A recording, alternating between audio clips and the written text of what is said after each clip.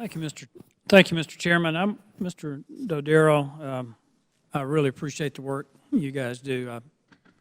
I hate to say it, but I enjoy reading your reports. That probably speaks volumes about my personality, but I do want to go back to this issue of unobligated balances. And I know that you may or may not be in a position to make a judgment on whether or not this is sound fiscal policy, but I don't think we could make the case that it is absolutely necessary to hold almost $900 billion in unobligated balances. Would you agree with that?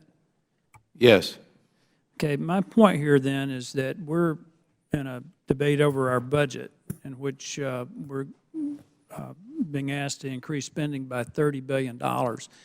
If we were to reduce the unobligated balances by approximately 3.5%, that would more than cover the increase in spending. Does it not make sense to do that, particularly in the context of if we're holding money in unobligated balances and then having to borrow money to fund other agencies, isn't there an interest cost incurred in addition to the additional spending? Well, it's definitely not, it's not an efficient way to operate.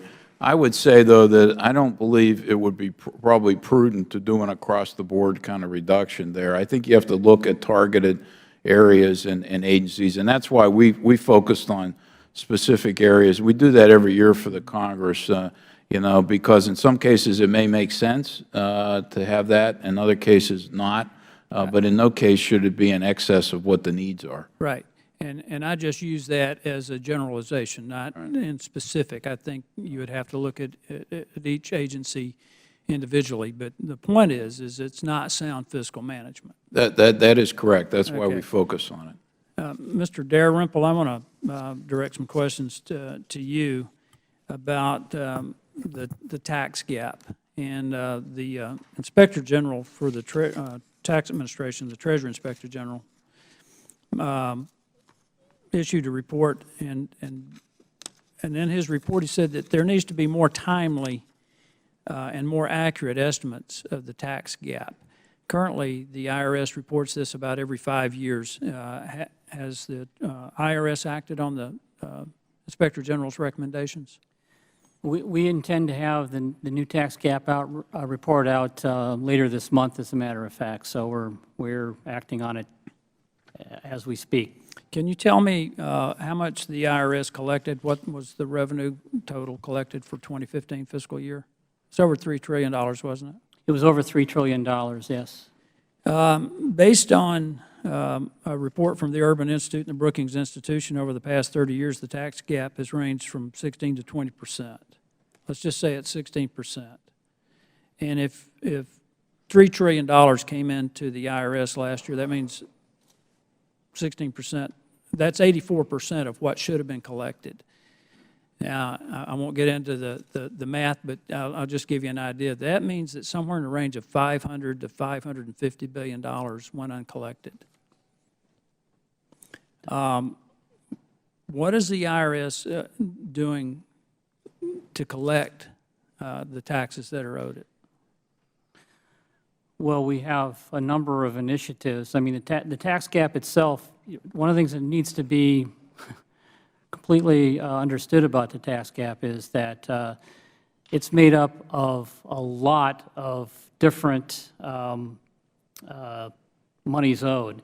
And if we were going to go after every sort of last cent of the tax gap, it would be an incredibly intrusive process. Well, let me suggest this. 84% of it is underreporting, 10% is underpayment, 6% is just flat non-filing. And the point I'm trying to make here, and this may not be the proper form to do it, but you know, even when you do collect some of the of the taxes, you still have a net gap of somewhere between $380 and $400 billion. Yes. And I'm on the budget committee. This is one of these things that makes me want to pull my hair out, and at my age, I don't need to be doing that. We do everything in a 10-year window, and if it's $380 billion a year, that's $3.8 trillion in our 10-year window. That's Okay? And then we've got improper payments that another one of your reports I read, Mr. Dordero, $124.7 billion in 2014.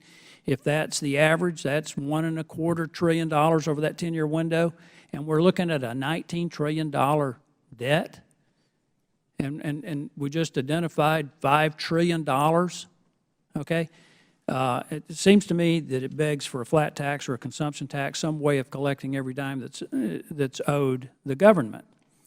So I just want to see if the IRS can be more diligent in making sure that we collect the revenue that's owed us, because we've got some serious fiscal issues facing the country. Thank you for your indulgence, Mr. Chairman. I yield back.